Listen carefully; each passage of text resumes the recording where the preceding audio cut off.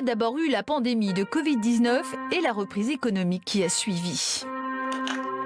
En Chine, nos nouvelles habitudes de consommation créent la surchauffe dans l'usine du monde. Ça rebat la carte des flux mondiaux et aujourd'hui, il faudra encore du temps pour retrouver une situation normale. Et puis, il y a eu l'invasion russe en Ukraine qui a fait bondir le prix des matières premières, notamment sur le marché des céréales. Pour la Banque mondiale, les prix vont rester à des niveaux historiquement élevés. Le blé, par exemple, pourrait coûter 370 $ la tonne en 2024, plus 59% par rapport à 2020. Pénurie, baisse de la croissance, inflation, l'économie mondiale est totalement grippée.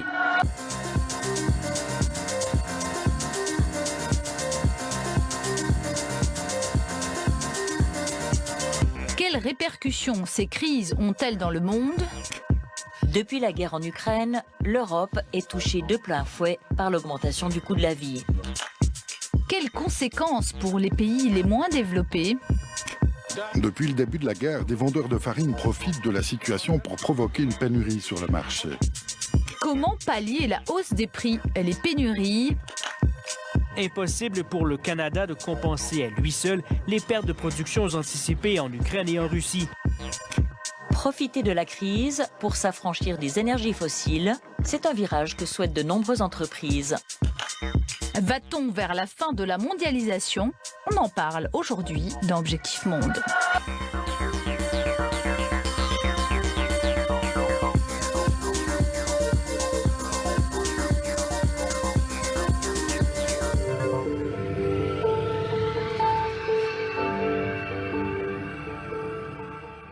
Bienvenue à toutes et à tous pour un nouveau numéro d'Objectif Monde. La hausse des prix à la consommation est le sujet dont tout le monde parle et sur tous les continents depuis plusieurs semaines maintenant. Nous allons d'abord nous intéresser à l'Europe où le prix de l'essence a flambé ces derniers mois. En Suisse, les consommateurs font grise mine comme l'illustre ce reportage de Nathalie Randin pour le magazine Mise au Point sur la RTS. Du jamais vu à la station de Saint-Julien, où généralement l'essence est plus chère qu'en Suisse. Cette semaine, au retour des vacances de Pâques, de nombreux Suisses n'ont pas oublié de s'arrêter en France, juste avant la frontière, comme ce couple de Neuchâtelois. Gilles et Coralie viennent d'économiser une quinzaine de francs, toujours bon à prendre en cette période de hausse généralisée des prix.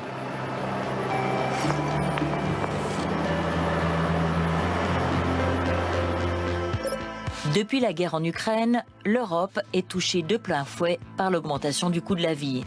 Des pays comme la Lituanie et l'Estonie connaissent une inflation record, plus 15%.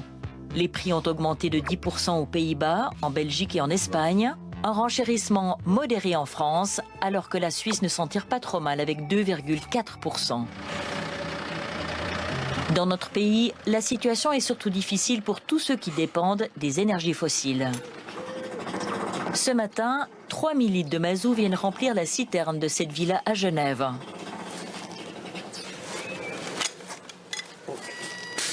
Grosse surprise pour ce propriétaire, tout de même étonné de payer 40% de plus pour son chauffage. Dans son cas, ce n'est pas seulement sa facture qui augmente, mais aussi sa consommation. Parce que ma femme, elle est ukrainienne et étant donné le problème à l'Ukraine, la guerre, sa famille, elles ont venu habiter avec nous. On a 3 personnes en plus qui habitent avec nous en ce moment. Les consommations, c'est un petit peu plus élevé. Ce sera donc 1500 francs de plus que d'habitude. Accepté de bonne grâce. Merci beaucoup, monsieur. C'était plaisir, c'était gentil. À Genève, par contre, la situation des chauffeurs de taxi est alarmante.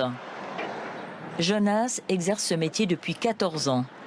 Les surcoûts liés à l'essence s'ajoutent à la longue liste de malheurs qui frappe déjà la profession. En 14 ans, on a perdu tout ce qui faisait le confort de vivre à Genève pour un travail digne de ce nom. L'arrivée d'Uber, la libéralisation du marché, puis la pandémie, tous ces facteurs ont précarisé les chauffeurs. Aujourd'hui, ils doivent encore sacrifier une journée de chiffre d'affaires en plus pour compenser le prix de l'essence. Et c'est combien une journée de chiffre d'affaires? C'est un maximum de 250 quand tout va bien. Ouais. Si on a la chance. Si on a la chance. 12 chauffeurs occupés, 193 libres. Pour compenser le manque de travail, les chauffeurs allongent les horaires et enchaînent des journées interminables. Maintenant, pour réussir à faire 3500, 4000, c'est justement 6 jours sur 7, 12 heures, on se sent vraiment esclave de la machine, quoi. Pour amortir la crise, l'Europe a pris des mesures. Depuis le mois de mars, tous nos voisins ont décidé de baisser les taxes sur l'essence. L'Espagne offre des aides ciblées aux familles et aux transporteurs routiers. L'Allemagne propose la quasi-gratuité des transports publics durant l'été, 9 € par mois dès le 1er juin. Pourquoi la Suisse n'a-t-elle encore rien fait? Plusieurs politiciens de droite s'activent. C'est le cas du fribourgeois Pierre-André Page, grand défenseur des régions périphériques. Il propose de supprimer temporairement les taxes sur l'essence. La limitation des taxes, c'est quand même la majeure partie en Suisse du prix de l'essence. On a entre 70 et 80 centimes qui sont des taxes fixes. Donc c'est vraiment ici qu'on peut jouer et on peut le faire très rapidement. Avec cette augmentation de prix, on punit seulement une partie de la population. La population qui habite en zone rurale, qui habite en zone de montagne, qui ont des entreprises où ils doivent utiliser des véhicules pour travailler, c'est que ceux-ci qui sont pénalisés. Les gens qui habitent en ville, qui vont travailler en transport public, n'ont aucune incidence sur leur coût général. 20 à 30 centimes de moins sur l'essence, sans toucher à l'entretien des routes, c'est une proposition largement soutenue à droite. Cette baisse profiterait à la fois aux travailleurs et plus généralement à tous les consommateurs. Nous, nos récoltes qui arrivent au mois de septembre, au mois d'octobre, les maraîchers, ça ira plus tôt, vont devoir reporter ces coûts sur le consommateur parce qu'eux pourront prendre une partie en charge au début, mais on ne pourra pas tout prendre, mais on ne peut plus tourner. L'idée de diminuer les taxes ne plaît pas du tout aux écologistes. Nous allons retrouver le parlementaire vert Raphaël Main dans son village de Lucie-sur-Morge, un pendulaire adepte des transports publics. C'est une idée absurde. On est dans une situation où notre dépendance aux énergies fossiles, c'est vraiment comme une maladie, comme une espèce de drogue dont on doit se passer pour la planète et pour la géopolitique. Parce que l'essence, les fossiles, les énergies fossiles viennent toujours des pires régimes de la planète. Aujourd'hui, on le voit avec le régime de Poutine. Donc, baisser artificiellement les prix de l'essence, c'est en quelque sorte encourager à rester dans cette dépendance. C'est comme si on prenait un médicament qui aggrave encore notre maladie. Donc, il faut sortir de cette maladie. Et il y a des alternatives, on les connaît. Donc, c'est maintenant à ça qu'il faut réfléchir en urgence dans notre situation actuelle. Comme toute la gauche, notre écologiste soutient des aides ciblées aux ménages les plus modestes. Mais il avance aussi une autre proposition. Limiter la vitesse maximale sur les autoroutes à 100 km/h. 100 km/h, ce qui est intéressant, c'est que ça avait été étudié par le Conseil fédéral il y a quelques années et ils avaient fait une simulation sur les baisses d'émissions de CO2 que ça provoquerait. Puis on est sur une baisse de 3% pour tout le parc automobile. Donc c'est quelque chose de très important. Ça veut dire qu'une simple mesure qui est tout de suite efficace, on gagne 3% de CO2 en moins. Une idée pas si farfelue, en 1973, la Suisse a déjà vécu la limitation à 100 sur les autoroutes pendant le choc pétrolier. Mais finalement, de quelles mesures ont vraiment besoin les PME? L'entreprise de Villars livre des fournitures de bureaux dans toute la Suisse romande. D'ici partent chaque jour plus de 60 personnes sur la route. Bonjour, comment allez-vous? Bonjour, très bien. Confronté à d'innombrables hausses de prix, le patron a vite calculé le manque à gagner. On est à peu près à 20-25% d'augmentation aujourd'hui des coûts de l'essence. C'est vite entre 50 et 100 000 francs chaque année, à ce stade, si l'essence reste au même niveau. Favorable à une transition écologique, ce patron se dit prêt à d'importants changements, mais avec de l'aide. On parle de l'essence, mais le prix du papier a pratiquement doublé. Donc moi, je préférais une troisième alternative qui soit qu'on laisse les taxes telles qu'elles sont, mais qu'on aide les personnes qui ont vraiment besoin, que ce soit les entreprises ou les personnes privées, et qu'on les aide à arriver vers cette transition écologique. Profiter de la crise pour s'affranchir des énergies fossiles, c'est un virage que souhaitent de nombreuses entreprises en appelant à des aides ciblées et au soutien de l'État. Retour sur le plateau d'Objectif Monde en duplex depuis Genève, Pascal Janra, journaliste éco à la RTS, et en plateau avec nous Nicolas Bouzou. Vous êtes économiste et auteur d'un ouvrage pour un libéralisme populaire. Merci d'avoir accepté notre invitation. On va revenir vers vous, Pascal Janra, mais je vais poser la première question à Nicolas Bouzou. En 9 mois, le prix du pétrole a presque doublé. Pourquoi ? La principale raison, c'est évidemment la guerre en Ukraine, si vous voulez. Vous savez que la Russie est un producteur, un exportateur d'hydrocarbures, donc de gaz et de pétrole très, très important.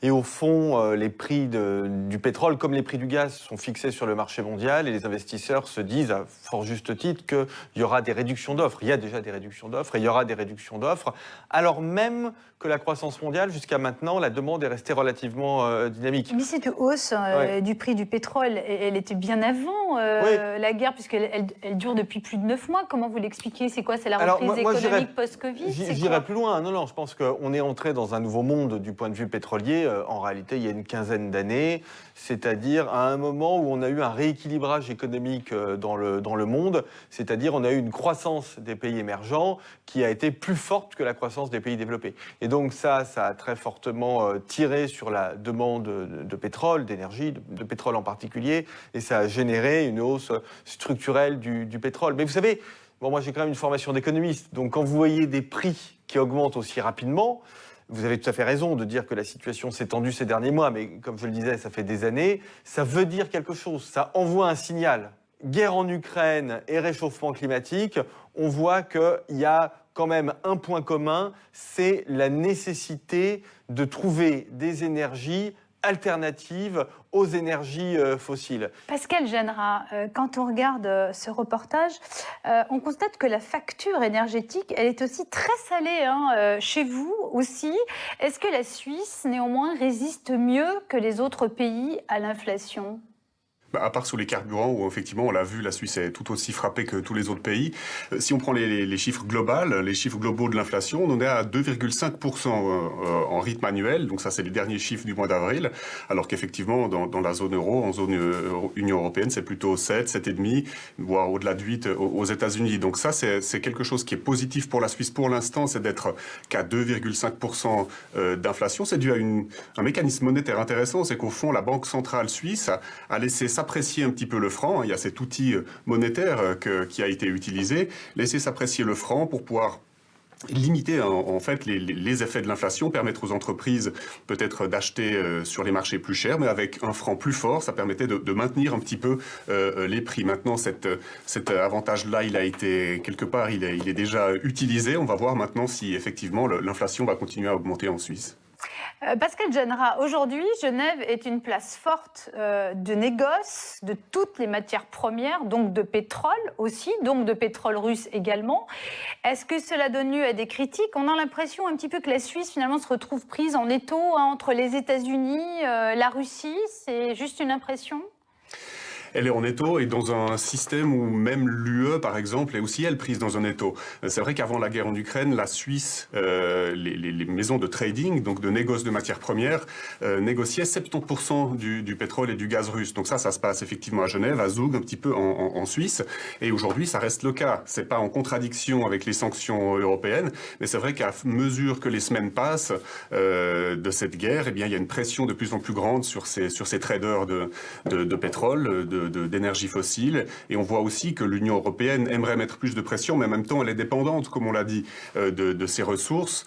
Mais voilà, maintenant c'est vrai qu'on est un peu dans une zone grise où on apprend que les autorités fédérales jugeront au cas par cas quel contrat ou quelle maison de trading auront le droit de négocier certaines cargaisons. Donc c'est une zone un peu grise, mais clairement la pression augmente sur la Suisse de ce point de vue-là, oui. On va revenir vers vous, Pascal Janra, mais question Nicolas Bouzou. La guerre de la Russie en Ukraine, on peut dire carrément qu'elle précipite le monde vers un troisième choc pétrolier ? Oui, absolument. Moi, je trouve d'ailleurs que la situation économique, elle ressemble assez à celle qu'on a connue dans les années 70. C'est ce que l'on appelle la stagflation, c'est-à-dire à la fois de l'inflation, un phénomène assez nouveau qui va au-delà du pétrole.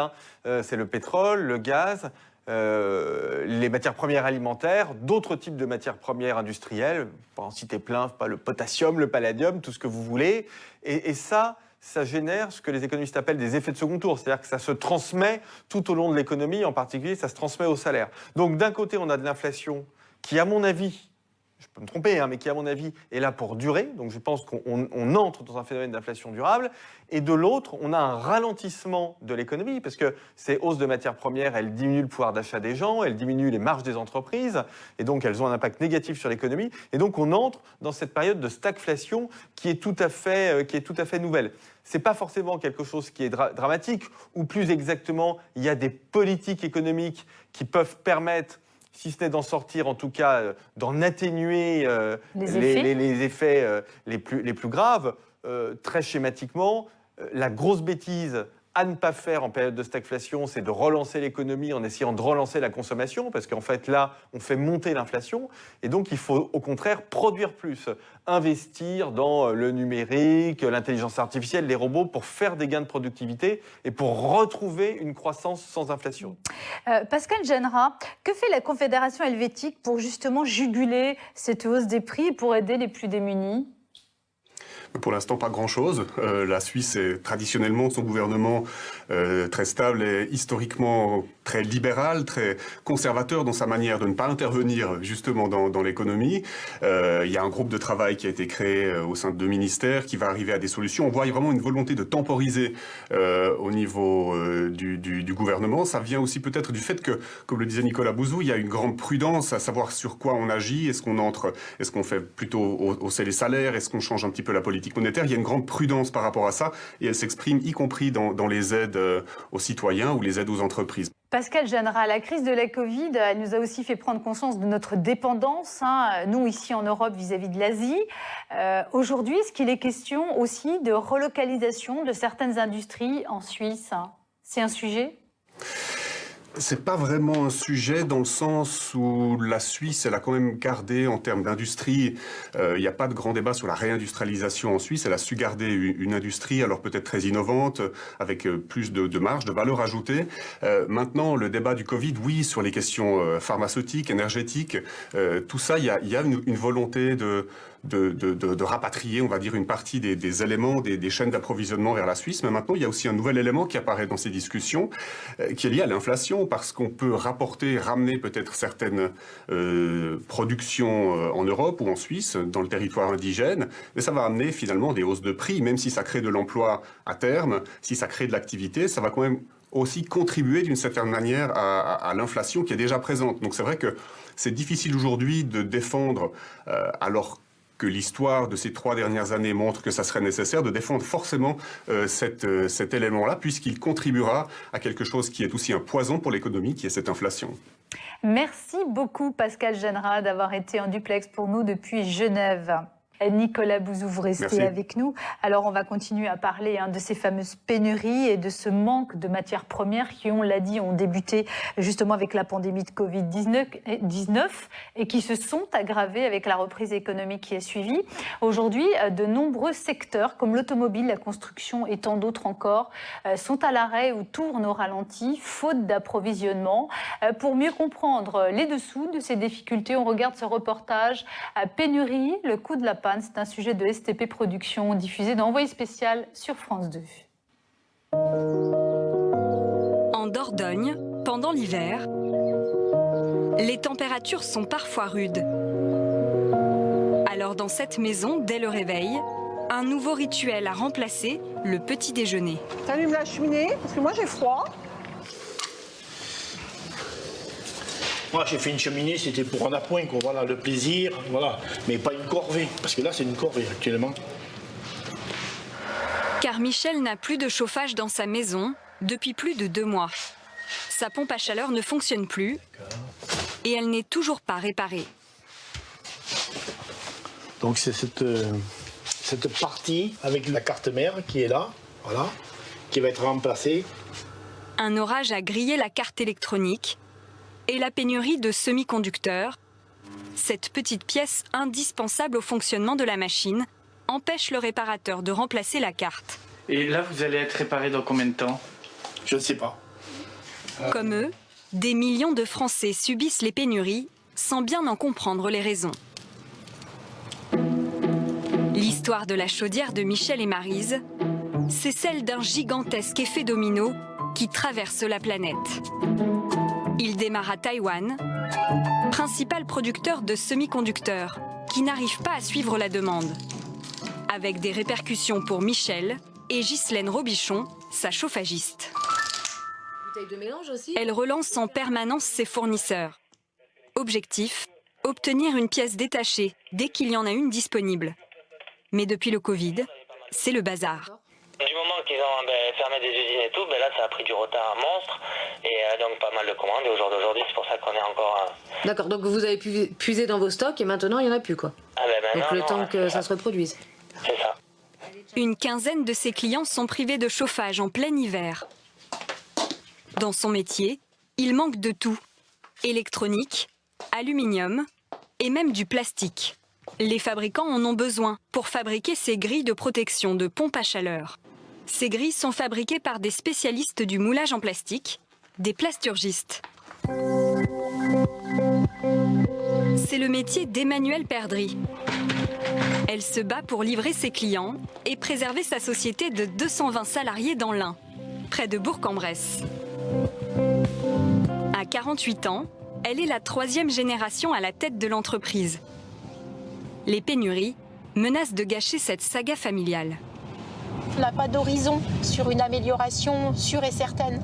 Et c'est peut-être ce qui devient difficile pour nous les entrepreneurs, c'est de ne pas voir la fin de tout ça, quoi. Ça fait 1 an que ça dure et c'est lourd, quoi. Moralement, mentalement, pour nous, pour nos équipes, ça devient long, cette période difficile, c'est long.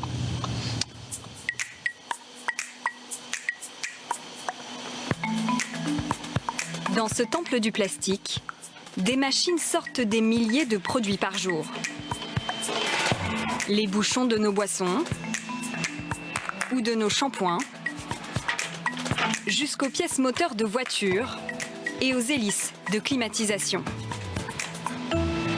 Son défi aujourd'hui, c'est de fabriquer un petit stock de grilles de pompe à chaleur.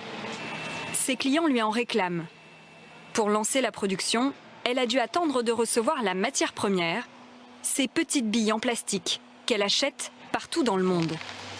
À première vue, la réserve est bien remplie. Pourtant, ici, je pense que ça représente à peine une semaine de prod. C'est un peu une des difficultés qu'on a en ce moment, d'avoir un stock suffisamment important pour se sécuriser pour nos clients. Surtout qu'on a un peu du mal à finalement avoir la certitude qu'on va recevoir la matière. C'est-à-dire qu'en fait, les délais annoncés par les fournisseurs, tant qu'on n'a pas reçu la matière, on n'est pas sûr qu'il va être honoré ce délai. Donc c'est plutôt stressant.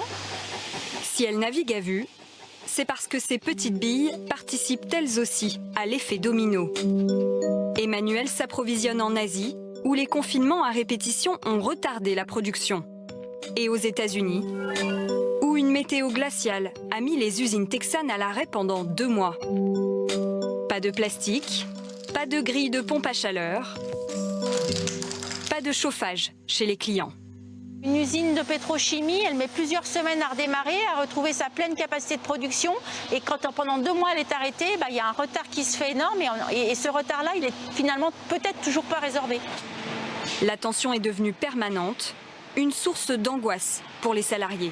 Dans l'état actuel des choses, je pense parfois au chômage technique, des choses comme ça, liées au manque de matériaux qui arrivent en décalé. On ne travaille pas dans un mode très serein quand même. Pour l'instant, les salariés d'Emmanuelle sont épargnés. Mais la menace plane, comme celle qui met régulièrement à l'arrêt l'industrie automobile. À Sandouville, les 2400 salariés de l'usine Renault travaillent dans le brouillard, sans bien savoir s'ils seront sur les chaînes de montage le lendemain. Parmi eux, 550 intérimaires, comme Nicolas Lebel, 59 ans. Il est ouvrier ici depuis 3 ans et cette semaine, il se sent privilégié. Je fabrique des utilitaires et puis je suis bien content de travailler toute la semaine. Ouais, c'est assez rare depuis le mois de juillet, quoi. On a chômé pas mal de jours. Les véhicules sont truffés de semi-conducteurs. Faute de livraison, le constructeur a déclenché 45 jours de chômage partiel l'an dernier. Ses employés sont payés à 100%, mais pas les intérimaires. La pénurie a de sévères conséquences sur la vie de Nicolas. C'est la France qui se lève tôt, vous voyez, on n'a pas trop les moyens. Pour l'instant, il y a des œufs, du jambon, et puis c'est tout, du coca, du lait. J'attends mon acompte pour justement faire un peu de course, quoi. Je vous dis, on vit avec les acomptes en ce moment, c'est malheureux, mais c'est comme ça. C'est un acompte de la semaine que j'ai travaillé la semaine dernière. Comme dirait Coluche, hein, ces 30 derniers jours, ils sont les plus durs. Depuis 1 an, les journées de chômage partiel se multiplient. Prévenu la veille, il ne peut même pas chercher un travail d'appoint. Inévitablement, ses revenus ont dégringolé. En principe, il devrait toucher 1 800 € bruts. Ah bah là, vous voyez, là j'ai que 1 600 au mois de juillet. Octobre, on a 1 500. Voilà, donc ça fait environ 200 € bruts par mois. Avec un loyer de 460 €, un remboursement de 200 € et les charges de la vie courante, les fins de mois sont difficiles. Depuis 2 ans, tout a changé. Le Covid a bouleversé nos habitudes de consommation au point de dérégler toute l'économie. Seuls 35% des porte-conteneurs arrivent dans les temps, contre 77% avant la crise. Ça bouchonne en mer. Nos nouvelles habitudes de consommation créent la surchauffe dans l'usine du Monde, en Chine, comme dans l'entreprise de Guiyongbing. Canton, au sud du pays, est une région très industrialisée. Il n'y a que quelques kilomètres à faire pour charger la marchandise sur un bateau. C'est le 5e port du monde. 23 millions de containers sont expédiés vers une centaine de pays tous les ans. C'est là qu'Express Garden a été fondé il y a 20 ans. Guiyongbing a fait toute sa carrière dans l'entreprise et en est devenu l'un des directeurs. 600 ouvriers fabriquent du mobilier de jardin, de tous les styles, aluminium et tressé. Vous voyez la qualité? Nos ouvriers sont très expérimentés. Ils sont là depuis plus de 10 ans. Chaque chaise est une œuvre d'art. La demande mondiale a bondi de 40%. Son planning de production est plein jusqu'en juin, un casse-tête pour l'entreprise chinoise. Lui aussi doit gérer les pénuries qu'il n'avait pas prévues, comme les coupures de courant, à cause notamment d'une crise diplomatique. La Chine interdit l'importation de charbon australien qui fait tourner les centrales électriques. Gui en paye le prix fort. La fabrication des aluminiums et des plastiques consomme énormément d'électricité. Le prix de l'aluminium a augmenté de 60% depuis qu'il y a des coupures de courant. Pour nos produits, ça fait une augmentation de 15%. Gui n'est pas au bout de ses peines. Un sujet le préoccupe de plus en plus, ses stocks. Oh, mais franchement, il y a trop de stocks là. Ça nous stresse tout ça. Ses fauteuils devraient partir en France, mais son client n'a toujours pas commandé le container. Regardez, ces cartons sont là depuis tellement longtemps, il commence à y avoir de la poussière. Les prix du transport maritime ont explosé. Ces marchandises sont stockées chez nous depuis plus de 3 mois. Ça coûte tellement cher d'expédier en Europe en ce moment. Avant, un conteneur était à 3 500 $, alors que maintenant c'est entre 15 000 et 18 000 $. C'est une augmentation de coût pour les clients. S'approvisionner en Chine et plus généralement en Asie est devenu coûteux en transport et imprévisible. Alors en Europe, les magasins cherchent l'alternative. Sur les routes d'Italie, Laurent a une idée en tête. C'est la sortie 17, à Val-d'Echiana. Jusqu'à présent, il importait ses pots en terre cuite du Vietnam. Lassé des pénuries, avec son fils Benjamin, 21 ans, ils vont rencontrer un autre fournisseur en Toscane. Le transport est devenu trop coûteux et les poteries sont de plus en plus chères. Je vais tenter une négociation parce que c'est normal. Tout dépend de la quantité que je vais acheter. Mais surtout, ce que j'aimerais, c'est diminuer le délai au maximum. Moi, je me sens très concerné par l'environnement, personnellement. Et je pense que la pénurie, c'est une opportunité pour essayer de entre guillemets, relocaliser nos fournisseurs. Ils ont rendez-vous dans cette usine de poterie typique du coin. Bonjour. Une affaire de famille à l'italienne. Bienvenue à la patrie de la terre cuite. Les pots vietnamiens sont passés de 109 à 162 €. Ceux-là sont restés à 80 €. Mais ils ne sont pas vernis comme les modèles asiatiques. Laurent est prêt à ce sacrifice, à une condition, les délais de livraison. Avec toute la demande qu'il y a au niveau mondial, est-ce qu'il n'y a pas un risque de pénurie? La dernière année, ça a été un peu difficile parce que la demande des dépôts a augmenté de 4-5 fois qu'on respecte aux années précédentes. Un délai de 3 mois, bien mieux que le Vietnam. Et avec des prix du transport qui explosent depuis l'Asie, l'Europe deviendrait presque compétitive. Si j'ai 5% et que j'ai mes pots en avril, et voire avant, je suis le plus heureux des hommes. Laurent repart un peu plus serein. Il a réussi à dompter une pénurie. Relocaliser sera peut-être la solution pour d'autres produits, à condition de trouver des fabricants en Europe.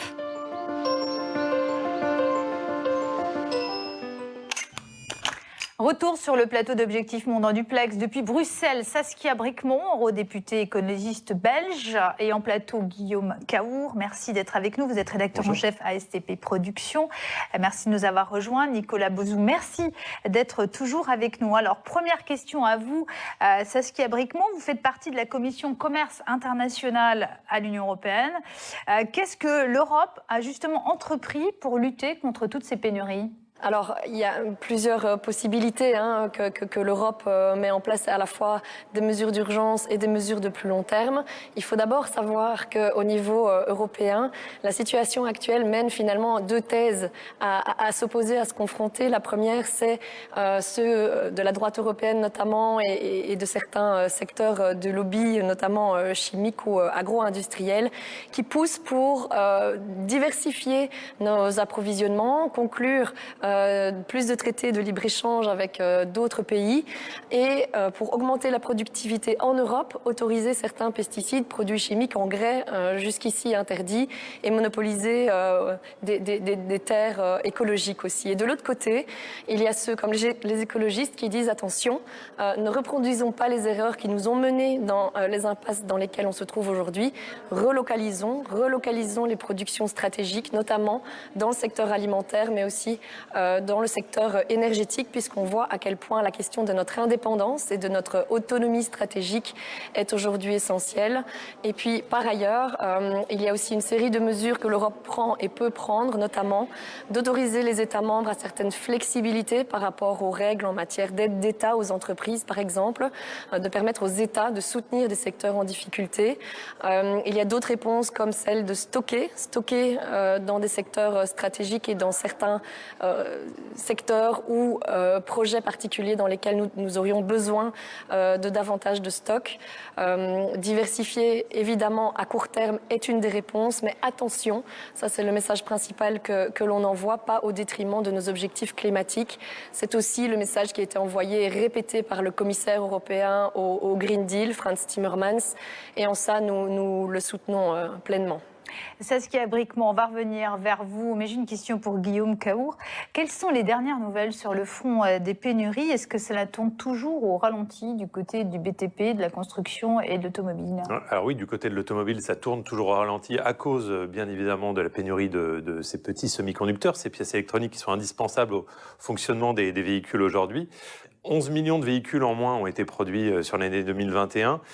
Sur l'année 2022, on estime que ce sera plutôt autour de 7 millions. Donc il y a une très légère amélioration, mais il faut construire des nouvelles usines. Ça prend beaucoup de temps, entre 2 et 4 ans pour qu'elles entrent en service. L'Europe a investi massivement pour construire des usines de semi-conducteurs, mais elles entreront en fonction uniquement aux environs de 2030. Donc c'est un projet qui est à moyen terme. Et puis dans le BTP, il y a eu des nouvelles conséquences, en effet, depuis les tournages qu'on a pu mener, avec en effet la guerre en Ukraine qui produit beaucoup de métaux. Donc évidemment, là, il y a des conséquences sur la production et sur les prix, et qui produit aussi un argile qui permet de cuire les tuiles. Et donc avec une pénurie de tuiles et une hausse des prix d'environ 30%. Vous avez mis, Guillaume Camours, 1 mois de plus pour tourner ce reportage, pourquoi? Alors Amaury Welter, qui a tourné ce reportage avec la rédaction d'STP Productions, en effet a mis un peu plus de temps que ce qu'on prévoyait. Parce qu'en fait, d'abord, il y a les artisans qu'on a interrogés qui, eux, étaient complètement dépassés par la situation, qui n'avaient pas les éléments de réponse sur les causes de la pénurie, qui étaient assez désespérés de devoir reporter en permanence les livraisons et les chantiers chez leurs clients, et qui, du coup, n'avaient pas tellement envie de participer à ce reportage, puis certains étaient vraiment épuisés par la situation. Et les grosses entreprises, alors là, c'était verrouillage total, parce que c'est un tabou. Parce qu'une grande entreprise qui a du mal à s'approvisionner ne veut pas être associée à ces difficultés-là, ne veut pas associer sa marque à cela. Bien souvent, elles sont aussi cotées en bourse, et donc elles avaient peur d'avoir des impacts sur leur cours de bourse. Et donc là aussi, c'est très difficile d'accéder à ces entreprises-là. Saskia Bricmont, est-ce que la Belgique, elle est touchée aussi par ces pénuries? Est-ce qu'il y a des entreprises qui tournent aussi au ralenti en Belgique? Bien entendu, la situation est similaire. Il faut savoir que la Belgique n'est pas extrêmement dépendante ni des importations ni des exportations. Vers la Russie, en termes d'exportation, c'est environ 1%, en termes d'importation un petit peu plus. Et vers l'Ukraine, on en est à 0,15% sur le volume global d'importation-exportation. Mais ce sont certains secteurs particuliers qui sont vraiment impactés. Je pense pour les importations aux produits minéraux et particulièrement les hydrocarbures qui viennent essentiellement de Russie. Donc là, c'est certain qu'il y a un impact sur certains secteurs. Et puis pour l'importation d'Ukraine, par exemple, on parle essentiellement des produits alimentaires liés aux huiles végétales, aux produits végétaux et à tout ce qui est céréalier. Nicolas Bouzou, on dit souvent que la France résiste mieux que d'autres pays européens à la hausse des prix. Est-ce que c'est vrai et pourquoi? Oui, mais ça ne va pas durer. C'est vrai qu'on a une inflation en France qui est de l'ordre de 5%, elle est de 7% dans la zone euro, un peu plus de 8% aux États-Unis. Alors c'est vrai qu'on a mis en place des mécanismes, notamment de blocage des prix pour les particuliers, pour le gaz, qui permettent de contenir un petit peu l'inflation. Et l'impact de l'augmentation des prix de matières premières alimentaires n'est pas encore arrivé, mais c'est en train d'arriver. Donc la France aura de l'inflation comme les autres pays de la zone euro et de l'Union européenne. Mais si vous me permettez, je voudrais ajouter 2 choses par rapport à ce qui a été dit qui est très intéressant. Première chose, c'est que quand on a des problèmes dans la vie, les problèmes ils sont là. Donc on a eu le Covid, on a eu la guerre, mais il faut essayer en quelque sorte d'en tirer des leçons pour progresser. Je crois que l'Europe est en train de faire de gros progrès autour de la notion d'autonomie dans le domaine de l'énergie, dans le domaine de l'alimentation, dans le domaine industriel en règle générale. Vous savez que la France, ce n'est pas le seul pays, mais porte cette notion de façon très vigoureuse. C'est quand même intéressant de se rappeler que la Commission européenne n'aurait jamais parlé de ça il y a encore 4 ou 5 ans. Donc on voit qu'il se produit un déclic intellectuel qui, à mon avis, est très intéressant. Ça, c'est la première chose.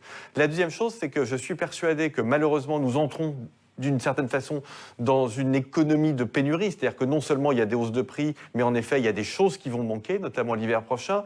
Je vais peut-être choquer vos téléspectateurs, mais je pense que moi par exemple je suis très favorable au boycott des hydrocarbures russes par l'Union européenne. C'est-à-dire que je pense qu'il faut assumer des pénuries pour des raisons géopolitiques, parce que c'est le prix de la défense de la liberté, et qu'on doit être capable de se dire on va avoir moins de pétrole, on va avoir moins de gaz, et donc organisons-nous pour consommer moins de pétrole et moins de gaz. Organisons-nous pour diminuer un peu la température dans les espaces intérieurs. On vit aussi bien avec 18 degrés dans les maisons qu'avec 21 degrés. On vit même mieux en réalité. Organisons-nous pour diminuer la vitesse maximum sur les autoroutes. En effet, on peut passer à 100 km/h en Suisse, à 110 km/h en France. Vous voyez, je crois que quand on a des problèmes, la période que nous vivons, c'est une période qui est très problématique, qui est très compliquée. Il faut essayer de se dire, on va en quelque sorte en profiter pour essayer d'avancer dans une direction qui est la bonne. Saskia Bricmont, je vous voyais opiner de la tête. Est-ce qu'on peut s'attendre à un retour de boomerang justement en Europe après l'adoption de nouvelles sanctions contre la Russie, notamment sur cette question du pétrole russe ? On ne va pas se mentir, oui, c'est évident que l'effet boomerang, il est déjà là. Maintenant, il est sans commune mesure avec l'ampleur des sanctions contre les oligarques, le système russe lié à Poutine et aux entreprises aussi qui alimentent son système. La Commission européenne a évalué à 40 fois plus fortes plus forts les effets des sanctions européennes contre la Russie que l'effet boomerang. Et donc, il faut à la fois être conscient que oui, des retours et des conséquences, il y en aura et elles viennent d'être mentionnées. Mais d'un autre côté, les solutions en Europe, elles existent aussi. On a parlé de relocalisation de certaines productions stratégiques, le European Chip Act, donc pour les semi-conducteurs, tout un plan qui est en cours d'élaboration pour rendre l'Union européenne plus autonome, redévelopper l'industrie. Il y a aussi, là nous poussons, au niveau du Parlement européen, à ce que des accords se trouvent aussi avec Taïwan, qui est un des principaux exportateurs de semi-conducteurs. C'est important aussi géostratégiquement vis-à-vis de la Chine. Mais l'Europe doit aussi accélérer, et elle le fait déjà. Je suis d'accord avec les propos précédents. Il y a une accélération incroyable de la transition écologique, énergétique, alimentaire qui est en train de s'opérer. C'est sans précédent pour rechercher des solutions de terrain pratiques directes. Mais il y a aussi d'autres mesures encore dont on n'a pas parlé, qui sont celles qui sont liées à l'économie circulaire, donc au fait de davantage produire des produits éco-conçus, donc qui sont conçus dès le départ pour leur durée de vie, leur recyclabilité, leur réutilisation, dans une optique d'économie circulaire pour se rendre moins dépendant de l'extérieur en matière de matières premières et de ressources, notamment le plastique par exemple. On voit qu'il y a une pénurie de plastique et à côté de ça, il y a d'énormes déchets de plastique, des tonnes de plastique qui sont jetées chaque année et qui, voilà, toute cette économie circulaire doit être entièrement effectivement, promouvoir le recyclage, ça fait partie effectivement des solutions. Guillaume Caour, est-ce qu'aujourd'hui, après 2 ans de pandémie, la Chine, on peut dire, elle est moins attractive économiquement parlant on sait que Shanghai est confiné en ce moment. Elle est moins attractive parce qu'on l'a vu dans le reportage, les délais sont beaucoup plus longs, le prix du transport du container augmente. Donc bien évidemment, pour les distributeurs français, pour les magasins français, ça fait 2 gros points d'interrogation. C'est est-ce que je vais pouvoir maintenir les prix ? Est-ce que j'aurai mes produits dans les rayons ? Et parfois, la réponse est non. Donc, les distributeurs ont tendance à se tourner de plus en plus vers des entreprises européennes. J'ai discuté encore il y a quelques jours avec un site internet qui vend de l'ameublement et de la décoration, qui faisait venir ces canapés de Chine. Quand vous mettez les canapés dans un container, ça prend beaucoup de place. Donc, quand vous ramenez le prix du container sur chaque canapé, vous prenez 200-300 € par canapé. Donc, c'est plus soutenable. Et donc, ces 200-300 €, ils préfèrent les mettre dans des canapés qui sont fabriqués en Europe. Et son prochain défi, c'est de réussir à les faire fabriquer en France. Nicolas Bouzou. Oui. Je voulais regarder ces chiffres avec vous qui concernent l'essor du commerce mondial. Donc on voit d'abord l'essor du commerce mondial avec notamment le fret maritime. On voit qu'il a été multiplié par 5 entre 1970 et 2019. Et puis, regardez, il y a ces autres chiffres-là avec la mondialisation. Justement, on voit le volume des échanges commerciaux qui lui aussi a explosé au cours des 40 dernières années.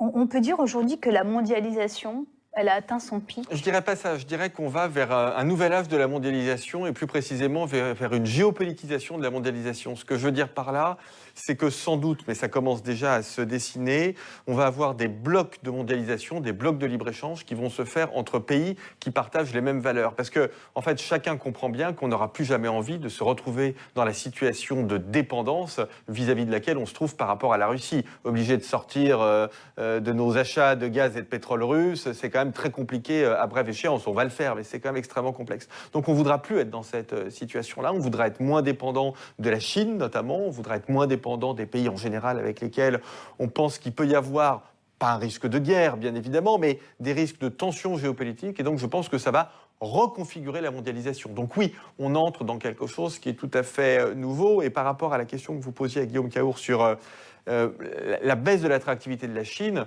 je crois que c'est quelque chose qui commence à être avéré et que c'est même l'un des éléments d'une nouvelle donne économique mondiale. C'est-à-dire qu'on a quand même beaucoup de mal à voir comment la Chine va se sortir de la situation sanitaire et donc de la situation économique qui est la sienne aujourd'hui, qui est quand même extrêmement compliquée. Vous avez beaucoup de pans de l'économie chinoise qui aujourd'hui sont à l'arrêt, notamment dans la logistique, qui est un secteur absolument stratégique en Chine. Et justement, ça veut dire que ces pénuries, Guillaume Caour, elles vont durer ?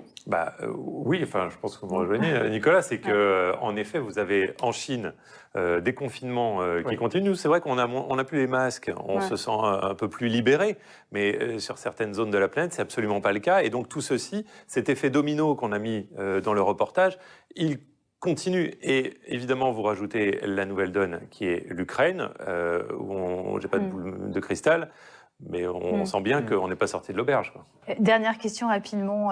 Vous avez écrit dans votre livre la peste en son temps accéléra la transition vers le capitalisme européen. Qu'est-ce que la Covid va changer dans la vie ? Mais on le voit déjà, la Covid a accéléré l'innovation en santé, par exemple, avec les vaccins à ARN messager, ça a accéléré la numérisation, ça a accéléré la robotisation et ça accélère la transition écologique. Donc vous savez, quand vous avez des chocs, et là c'est pandémie plus guerre, donc ces deux chocs extrêmement brutaux qui arrivent quasiment en même temps, vous avez une accélération des mutations économiques et sociales, pas forcément pour le pire. C'est-à-dire que ce que l'on vit est très difficile sur le moment, mais il faut bien voir, et c'est un message que je veux vraiment faire passer, en tout cas, moi c'est mon obsession, c'est d'expliquer que ces drames, ce sont des drames, mais ça peut être in fine pour le bien commun. Merci Nicolas Bouzou. Vous restez avec nous. On va poursuivre aussi avec Saskia Bricmont. Merci à vous Guillaume Caour de nous avoir accompagnés sur ce plateau. Alors aujourd'hui, l'autre crise qui préoccupe beaucoup, c'est celle des céréales. Elle résulte de la guerre menée par la Russie en Ukraine. Russes et Ukrainiens sont en effet parmi les premiers producteurs de blé, de colza et de tournesol. Résultat, les cours s'affolent, comme l'explique ce reportage de France 2. Un silo à grains dans l'enfer ukrainien. Des céréales brûlent, ici près de Mariupol, et font flamber les prix. Selon la Banque mondiale, ces tarifs élevés vont le rester. Carte sur table, vous explique pourquoi. Les céréales ukrainiennes, les voici, filmées bien avant le conflit. Aujourd'hui, 5 millions de tonnes de blé, 15 millions de tonnes de maïs attendent d'être exportées. Le problème, c'est que les ports sont attaqués. Et en train, c'est très compliqué. Pour l'instant, ce sont des petits pansements qui sont mis à droite à gauche via la voie ferrée, mais qui tournent à 10% de la capacité habituelle. Et encore une fois, ça rebat la carte des flux mondiaux. Et aujourd'hui, il faudra encore du temps pour retrouver une situation normale. Tension sur les volumes et donc sur les tarifs. Pour la Banque mondiale, les prix vont rester à des niveaux historiquement élevés. Jusqu'en 2024 au moins. Le blé, par exemple, pourrait coûter 370 $ la tonne en 2024, plus 59% par rapport à 2020. Une inflation des prix qui fragilise d'ores et déjà plusieurs économies. Au Zimbabwe, les prix alimentaires sont en hausse, plus 75% sur un an. Plus 42% en Éthiopie, plus 70% en Turquie. Alors, qui pour nourrir la planète peut être l'Inde, deuxième producteur mondial de blé? L'Inde est prête à fournir des céréales au monde entier dès demain. Les experts sont plus sceptiques. En ce moment même, cette région affronte une forte sécheresse. Nous avons des températures anormalement élevées, plus de 40 degrés, etc. Les 10 millions de tonnes à l'export que ce pays prétendait pouvoir faire, peut-être qu'ils ne vont pas faire 10, peut-être qu'ils vont faire 7, 8 ou même 5. L'Inde, qui veut aussi faire des réserves pour nourrir son 1,3 milliard d'habitants en cas de nouvelle sécheresse. Un retour sur le plateau d'Objectif Monde, avec nous toujours Saskia Bricmont et Nicolas Bouzou. Nicolas, aujourd'hui, est-ce qu'on manque vraiment de céréales ou est-ce que les prix ont augmenté juste parce qu'il y a une crise annoncée de ces céréales? Je dirais qu'il commence à y avoir des tensions et on va en manquer, puisque c'est pas simplement l'Ukraine, au fond, c'est tout le pourtour des rives de la mer Noire qui est une zone dans laquelle on produit beaucoup de céréales, beaucoup de grains, mais pas seulement. On fait aussi du tournesol, du colza, on fait tout un tas de choses. Donc en fait, vous avez plusieurs problèmes qui arrivent en même temps. C'est-à-dire que vous avez cette guerre qui, évidemment, restreint considérablement l'activité agricole dans cette zone. Vous avez la hausse des prix des carburants, des prix des hydrocarbures, qui génère une hausse des coûts pour les agriculteurs et une hausse des prix des engrais. Donc on utilise moins d'engrais. Et puis vous avez plus globalement, au niveau mondial, une demande qui est supérieure à l'offre. C'est-à-dire qu'au fond, pour conjurer la crise de la Covid, on a fait partout, et en particulier aux États-Unis et en Europe, des grands plans de relance. Donc on a beaucoup dynamisé la consommation, l'investissement, alors même que nos capacités de production sont réduites, y compris dans l'agroalimentaire. Donc vous voyez, on a un ensemble de facteurs qui nous amènent à penser que les hausses des prix de matières premières alimentaires vont continuer, et ça va se traduire, on ne le voit pas encore beaucoup, mais ça va se traduire par des hausses de produits alimentaires pour les gens, dans l'inflation. Alors justement, vous me facilitez la transition, puisqu'on va regarder justement, on va faire un petit zoom sur la hausse de ces prix alimentaires. Alors on voit bien sûr la baguette, les céréales, normales. Oui. La viande, on comprend bien aussi facilement. Mais alors les produits frais, les légumes frais, comment expliquer que ça augmente autant? Alors vous avez deux choses. Vous avez donc d'une part la question des engrais dont j'ai parlé, et en règle générale des coûts de pétrole, de l'essence. Exactement, des coûts de production liés à l'agriculture en règle générale. Et puis vous avez un autre aléa qui est de plus en plus présent, c'est l'aléa climatique. C'est-à-dire que vous avez une variabilité climatique de plus en plus forte, avec des épisodes de gel et des épisodes de sécheresse. Donc aujourd'hui, on connaît un épisode de sécheresse dans beaucoup de pays, mais il y a quelques semaines, on avait un épisode de gel qui était très important, qui a notamment beaucoup altéré la production vinicole dans le monde. Et donc tout ceci génère des fluctuations de prix très importantes. Est-ce qu'on peut dire que les marchés surréagissent un peu, Nicolas Toujours. Bouzou ? Mais alors toujours, les marchés surréagissent, donc ils accentuent les fluctuations, mais ils ne créent pas en eux-mêmes les fluctuations. C'est-à-dire que ces phénomènes d'inflation, ce ne sont pas les marchés qui les créent. Il y a des facteurs économiques sous-jacents que je viens d'exposer, et les marchés peuvent surréagir à ça. Mais ils surréagissent dans les deux sens. C'est-à-dire que quand on aura un mouvement de baisse, malheureusement je pense que ce n'est pas tout de suite, mais quand on l'aura, vous aurez aussi une surréaction des marchés à la baisse. On va retrouver Saskia Bricmont. Saskia, est-ce qu'il n'y a pas le danger finalement de replacer les questions environnementales au second plan? Parce que est-ce qu'il n'y a pas la tentation aujourd'hui de dire qu'il va falloir une agriculture plus productive, européenne en tout cas, en Europe plus productive, plus intensive? Est-ce que ça risque pas de venir inverser, on va dire, la politique pour plus et mieux d'environnement? Bien entendu, et c'est ça qui est assez terrible, c'est cette instrumentalisation de la guerre par l'agro-industrie alimentaire, mais aussi l'industrie chimique des engrais, pour pousser justement à réautoriser des engrais, des produits chimiques qui ont été interdits en Europe. C'est l'inverse qu'il faut faire, puisqu'on en est arrivé à une situation de dépendance alimentaire, parce qu'on a eu un modèle de plus en plus tourné vers l'exportation, un modèle agro-industriel tourné vers l'exportation. C'est toute la question de cette politique agricole qui doit davantage s'orienter vers un modèle agricole qui est en fait un modèle alimentaire. Comment alimenter, être souverain sur le plan alimentaire au niveau européen aussi, produire une alimentation à destination de la population. Alors oui, on parle de la productivité, mais il faut savoir que les modèles d'agroécologie sont productifs, permettraient de nourrir la population au niveau plus local, plus régional, et puis se passer de pesticides et d'engrais. N'oublions pas que les engrais, ils sont aussi faits à base de pétrole. Mais comment on fait, Saskia Bricmont ? On ne solutionne pas la situation en augmentant l'autorisation d'engrais. Saskia Bricmont, comment on fait pour produire plus, parce qu'on comprend bien qu'il faut produire plus, en n'ayant pas recours aux fertilisants ? Je ne pense pas qu'il faille vraiment produire plus, mais par contre, il faut repenser la manière dont on produit, d'une part, repenser aussi toutes les cultures qui sont vouées à l'exportation et les monocultures vouées à l'exportation, assurer une rediversification de nos productions alimentaires et pas uniquement les orienter vers le marché d'exportation. Ça, c'est une chose. Ensuite, il y a aussi, une fois de plus, dans le secteur alimentaire, comme dans d'autres secteurs, un énorme gaspillage alimentaire. Si on arrêtait le gaspillage alimentaire, ça permettrait de nourrir toute la population européenne qui aujourd'hui n'a pas accès à une alimentation suffisante. Donc on est dans un système en fait qui à la fois est ultra productif, orienté vers l'exportation et des monocultures d'exportation et qui génère un gaspillage alimentaire énorme. Saskia Bricmont, on parle beaucoup de relocaliser certaines industries sur le continent européen, mais relocaliser cette production-là, c'est aussi peut-être produire plus de gaz à effet de serre, plus de CO2, c'est peut-être finalement produire plus de pollution. C'est un sujet qui fait débat. Où est-ce qu'il faut placer le curseur ? Bien entendu, il y a certainement un curseur à placer. Là, l'Union européenne a une énorme tâche devant elle. Je pense qu'il y a plusieurs choses à mettre en place, notamment faire en sorte que les entreprises, les industries réalisent des stress tests de résilience et voir qu'est-ce qui peut, dans cette production, être relocalisé. L'industrie automobile a été citée en exemple. Elle est dépendante à 80% d'importation. Il faudrait revenir à un seuil beaucoup plus bas. Certaines études montrent que ce seuil devrait être situé à 25%. Pour faire en sorte d'anticiper davantage. D'autre part, l'Union européenne a aussi une énorme tâche de revoir ses flux commerciaux parce que certaines productions ont intérêt à être produites en Europe, notamment en matière d'émissions de CO2, tandis que d'autres continueront à être plus intéressantes, à être produites dans d'autres pays et à être importées en Europe. Sur le plan, je parle exclusivement ici des émissions de CO2.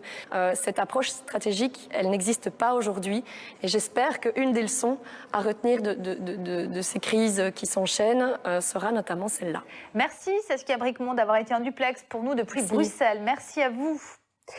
Une question, Nicolas Bouzou. Comment on fait justement coïncider la nécessité de polluer moins, les engagements environnementaux et aussi, on comprend, la nécessité de relocaliser une partie des industries et de la production? Non, mais je crois qu'il ne faut pas tout relocaliser. J'ai évoqué tout à l'heure la question de l'autonomie, mais être autonome, ça ne veut pas dire tout produire sur le sol européen. Ça n'aurait absolument pas de sens. Il y a beaucoup de choses que l'Union européenne n'a absolument pas vocation à produire et on peut être parfaitement autonome en diversifiant nos approvisionnements et non pas en produisant tout. Donc il faut qu'on produise ce qui est intéressant pour nous, ce qui génère beaucoup de valeur ajoutée, des bons emplois, des bons salaires. Ça, c'est la première chose. La deuxième chose, pour répondre très précisément à votre question, c'est que la relocalisation n'est pas forcément bonne pour l'écologie. Je vais être extrêmement concret. Prenons l'exemple des produits agricoles. Je vais prendre un exemple précis. Du point de vue écologique, il vaut mieux manger des avocats qui sont importés du Pérou plutôt que manger des steaks qui sont faits à partir de bœufs d'élevage de l'Union européenne, parce que l'empreinte carbone d'un bœuf, elle est absolument sans commune mesure avec celle d'un avocat, même si vous prenez en compte les émissions de CO2 liées au transport du bout du monde. Donc vous voyez, il faut quand même regarder les choses très attentivement. Cette question de relocalisation, ça peut être... Il faut des relocalisations dans certains secteurs, dans la santé par exemple, un petit peu dans l'agroalimentaire, mais il faut faire attention parce que si on est dogmatique et si on dit on va tout relocaliser, on va faire de grosses bêtises du point de vue économique et on va faire aussi de grosses bêtises du point de vue écologique. Vous restez avec nous pour la suite de cette émission à Nicolas Bouzou. Alors une question, où trouver le blé, le colza, le tournesol manquant? Le continent nord-américain est lui aussi un grand producteur de céréales. Alors pourquoi pas du côté du Canada? Les agriculteurs canadiens pourraient-ils augmenter leur production? On regarde ce reportage tourné dans le Saskatchewan par Mathieu Goyer pour le journal de Radio-Canada. OK. Quand on ressent la chaleur du soleil là, au mois d'avril, là, je dis « Ah, yeah, là j'ai le goût de recommencer, de m'y remettre encore. » C'est le fun de repartir le fameux marathon. Puis... Après un long hiver dans les prairies, c'est enfin le temps de commencer une nouvelle saison agricole. Et dans le nord-ouest de la Saskatchewan, l'ensemenceuse du producteur Martin Presse est prête. Canola, blé, avoine, soya et lin, les grains ne sont pas encore plantés que la récolte est déjà attendue avec impatience. Le marché a besoin de ce qu'on a à produire et ça nous encourage de tenter d'augmenter la production. La valeur du blé et du canola, par exemple, a doublé depuis 2 ans et la guerre en Ukraine n'a fait qu'ajouter à la flambée des prix. Sauf que pour répondre à la demande, la marge de manœuvre des producteurs canadiens demeure mince. Martin Prince estime qu'il peut, au mieux, augmenter d'environ 10 % sa production de blé cette année. Les semences sont prévues des mois et des années d'avance et surtout, elles doivent suivre une rotation essentielle à la santé des sols. Je peux augmenter peut-être un tout petit peu l'avoine au détriment du blé ou l'inverse. Mais je n'irai pas mettre du canola au lieu du blé, parce que là, ça irait à l'inverse de ce que je veux chercher là, comme bonne gestion des terres. Dans ce contexte, impossible pour le Canada de compenser à lui seul les pertes de production anticipées en Ukraine et en Russie. Almost 30% of global wheat comes from that part of the world. Une région du monde qui produit près de 30% de tout le blé sur la planète, rappelle cette représentante de l'industrie canadienne. Ici, les prix sont alléchants pour les agriculteurs. Les dépenses ont aussi suivi le rythme galopant de l'inflation. Le prix de l'engrais, qui peut facilement représenter le quart de toutes les dépenses d'un producteur, a lui aussi doublé. The most expensive crop many Canadian farmers have ever put in the ground. Jamais semer n'aura coûté aussi cher pour les agriculteurs. Bien sûr, l'Ukraine est en train d'ensemencer, etc. On ne sait pas encore à quel point la production ukrainienne sera bouleversée, mais peu importe, les producteurs canadiens joueront un rôle crucial sur les marchés mondiaux, rappelle ce spécialiste. Après la production de 2022, je pense qu'il y a une opportunité pour le Canada de jouer un rôle primordial en ce qui a trait à la sécurité alimentaire. Une opportunité, mais en autant que la météo collabore. Après une sécheresse catastrophique l'an dernier dans les prairies, tous espèrent une bonne récolte cette année. On a besoin d'une production, somme toute, au moins moyenne par rapport aux années passées et idéalement supérieure pour voir un certain retour du balancier des prix. On a du blé. Il n'a pas été criblé encore. Il y a quelques petites impuretés qu'on peut voir. L'inflation fait mal à tout le monde, reconnaît Martin, mais la hausse du prix des aliments servira peut-être à rappeler aux Canadiens l'importance de l'agriculture dans leur vie. On a été choyés d'avoir une abondance de production depuis de nombreuses années. Peut-être qu'il était temps qu'on remette la valeur sur ces dépenses en nourriture pour bien s'alimenter et pour la respecter en diminuant peut-être le gaspillage qu'il pourrait y avoir. Guerre, sécheresse, pandémie ou inflation, les producteurs ont toujours eu l'habitude de naviguer à travers les incertitudes. C'est maintenant au tour des consommateurs d'en saisir toutes leurs conséquences. Retour sur le plateau d'Objectif Monde avec nous depuis Montréal. Catherine Mercier, journaliste, présentatrice à la Semaine Verte. Vous êtes spécialiste des questions d'agriculture. Merci Nicolas Bouzou d'être toujours avec nous. Première question à vous, Catherine Mercier. Est-ce que les agriculteurs canadiens pourront compenser la baisse de production de céréales venant d'Ukraine et de Russie ? C'est une excellente question, Dominique. Et d'emblée, on pourrait penser effectivement le Canada, deuxième plus grand pays au monde, immense superficie agricole. On pourrait compenser légèrement, en fait. Mais il faut savoir que les cultures, elles sont planifiées des années à l'avance et elles suivent une rotation bien précise. On entendait dans le reportage l'agriculteur qui mentionnait, oui, il pourrait faire des petits changements, mais c'est impossible pour lui, par exemple, de dire je mets toutes mes superficies en blé, entre autres, parce qu'il n'y a pas de semences disponibles. Ces semences-là sont commandées des mois à l'avance, à l'automne en général, mais aussi il y a des questions de santé des sols. Hein. Ce n'est pas bon, ça épuise le sol si on fait toujours pousser les mêmes cultures dans les mêmes champs. Donc, ça suit une rotation. Donc, il y a cet enjeu-là qui est très important. Donc, il y a un autre enjeu aussi qu'il faut mentionner, c'est la qualité du blé lui-même, qui n'est pas exactement la même. Ce qu'on fait pousser, nous, dans l'Ouest canadien, c'est du blé de printemps. C'est un blé à très forte teneur en protéines, en gluten, qui est très prisé par les boulangers un peu partout à travers le monde. Et en général, on le mélange avec des blés d'un petit peu moins bonne qualité pour avoir le mélange parfait, en fait. Donc, c'est sûr qu'en cas de pénurie, on va faire avec ce qu'on a et on n'aura pas de difficulté à écouler le blé canadien sur les marchés dans un contexte justement de marché très serré. Mais ce n'est pas exactement le même blé que l'on fait pousser ici dans l'Ouest canadien. Mais du coup, en Ukraine, on a pu planter cette année, les semis ont pu se faire, Catherine Mercier? Bien, ce qu'on sait pour l'instant, c'est qu'environ le tiers des superficies a dû être sacrifié parce que ça se trouve dans des zones aujourd'hui occupées par les Russes, parce que c'est trop dangereux pour les agriculteurs de sortir aux champs. Les champs sont minés dans certains cas. Les champs de blé se sont transformés en champs de bataille. Et puis, il y a des enjeux aussi de disponibilité de semences, de fertilisants. Donc, pour toutes ces raisons-là, on estime qu'environ 30% des superficies ne seront pas récoltées cette année. Catherine Mercier, en Europe, on parle beaucoup de la hausse du prix de l'énergie, notamment du carburant. Est-ce que cela se ressent aussi sur le continent nord-américain, qui est un grand producteur d'énergie fossile? Oui, tout à fait. Écoutez, on a franchi au cours des derniers jours là, la barrière psychologique des 2 $ le litre d'essence. Hein, pour vous donner une petite idée, juste au début de la pandémie, en 2020, l'essence se vendait 1 $ le litre. Donc, ça a doublé. Donc, oui, c'est quelque chose qui se répercute dans tous les secteurs de l'économie. Hein. On voit, ça influence le coût du panier d'épicerie, évidemment, parce que les aliments doivent être transportés sur de grandes distances. Le Canada, à ce temps-ci de l'année, on ne fait pas pousser beaucoup de fruits et légumes. Vous pouvez facilement le deviner. Pour les agriculteurs, ce qui se passe, c'est que oui, le prix des carburants, ça leur fait très mal parce que ils en ont besoin pour leurs tracteurs, pour les semis et tout et tout. Le prix du carburant qui augmente, ça a aussi causé une flambée, et ça avait commencé avant la guerre en Ukraine, une flambée du coût des fertilisants. Donc, les engrais coûtent beaucoup plus cher, dans certains cas 200 %, 300 % plus cher cette année. Donc, ça fait très mal. Par contre, ce qu'il faut dire, c'est que les grains se vendent aussi beaucoup plus cher. Ils atteignent des prix records, hein, le blé, le maïs, le soya.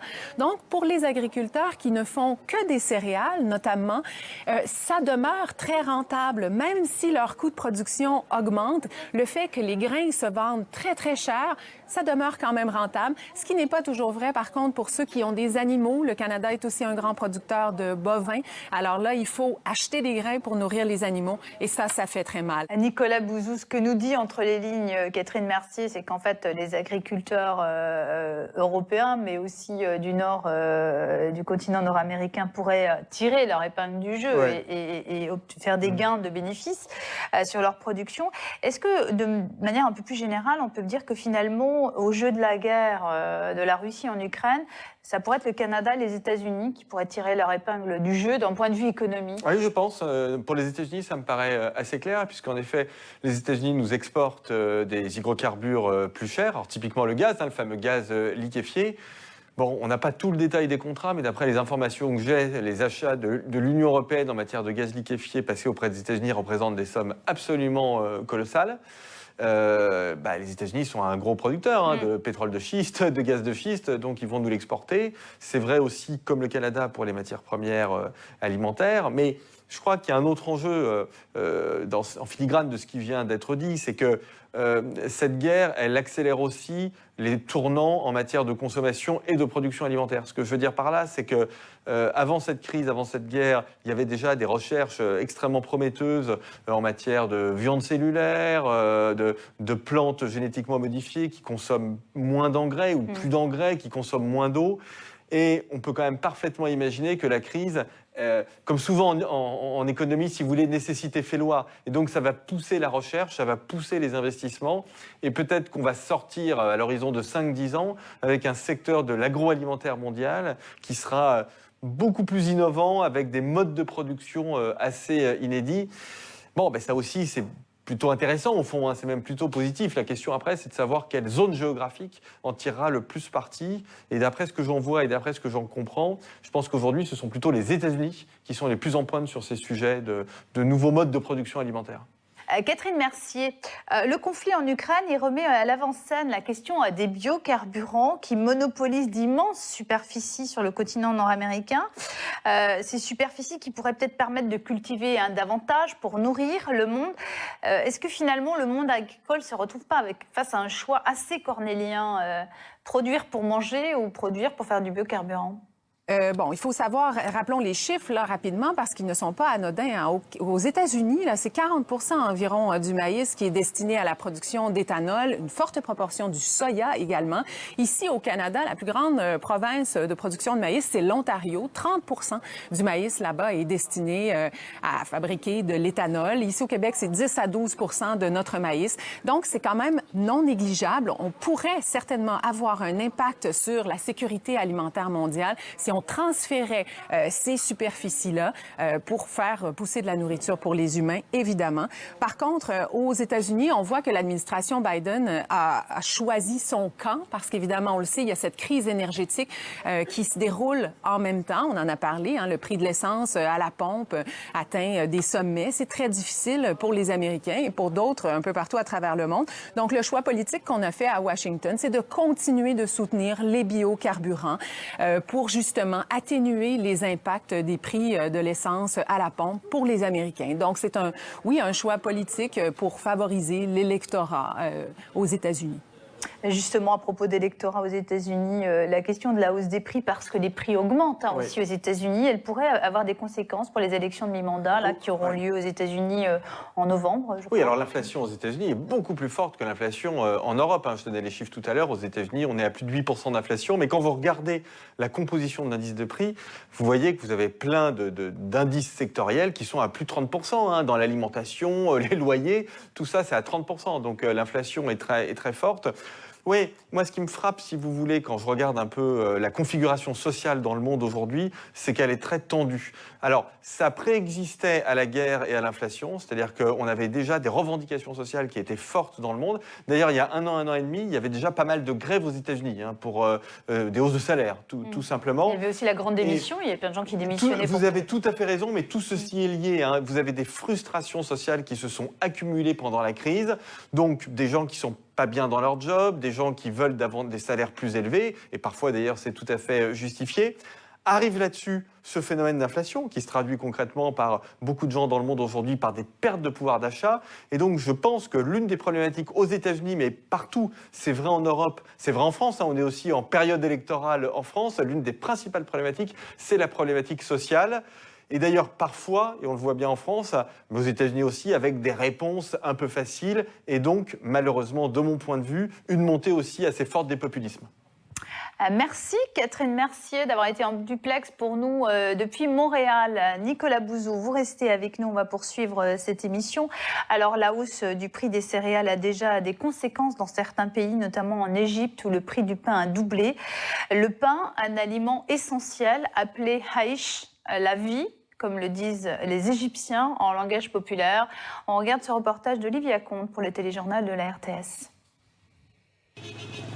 Dans les quartiers populaires du Caire, on les croise à chaque coin de rue. 270 millions de ces galettes de pain sont produites chaque jour en Égypte. Alors depuis le début de la guerre en Ukraine et la flambée des prix du blé, l'inquiétude et l'incertitude planent sur ces marchés.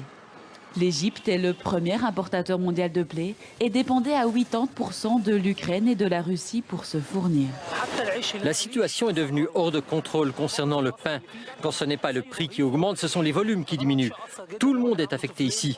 C'est très dur pour les gens qui ont une femme et des enfants comme moi, car on dépend tous du pain pour se nourrir. Pour rentrer dans ses frais, ce commerçant a choisi de réduire le volume de ses pains. Le prix de la tonne de farine a augmenté de 50%. Il dénonce l'inflation mondiale des prix du blé, mais pas seulement. Depuis le début de la guerre, des vendeurs de farine profitent de la situation pour provoquer une pénurie sur le marché. Il me faut chaque jour 40 sacs de farine et quand j'appelle les commerçants, ils me disent tous « Désolé, je ne peux t'en vendre que 5 ». Les gens n'en peuvent plus. Si ce commerçant doit se fournir sur le marché, en Égypte, des milliers de boulangeries subventionnées bénéficient de la farine fournie par l'État. Grâce à une carte de rationnement, 71 millions d'Égyptiens peuvent y acheter un sachet de pain par jour au prix d'1 centime. Jusqu'à aujourd'hui, l'État n'a pas touché aux subventions ni diminué le volume de ces pains. Face à la panique, les autorités tentent de rassurer. C'est sûr qu'il y a une vague de panique et de peur dans la population. C'est normal en temps de crise et de guerre. Mais l'Égypte a une réserve de farine qui devrait suffire jusqu'à la fin de l'année. Et en plus, la récolte du blé local va bientôt commencer. Face à cette crise, le pays compte sur ses réserves et sur la production locale pour éviter la catastrophe. Retour sur le plateau d'Objectif Monde. On va retrouver à Rome Lucas Russo, qui est analyste principal des crises alimentaires à la FAO, l'Organisation des Nations Unies pour l'alimentation et contre la faim. Lucas Russo, le dernier rapport de la FAO est sorti. On nous signale, l'organisation parle d'un ouragan de famine à venir. Est-ce que l'Égypte, justement, fait partie des pays qui seront les plus touchés par cet ouragan de famine ? Non, l'Égypte, pas encore, dans le sens que l'Égypte, c'est un pays qu'on suit et avec beaucoup de préoccupations parce que l'Égypte, par exemple, dépend, 75% de ses importations de blé dépendent de la Russie et de l'Ukraine. Mais pour le moment, l'Égypte ne fait pas partie de cette liste, dans le sens que c'est un pays encore avec une économie qui marche. Donc, mais c'est un pays qu'il faut suivre de près.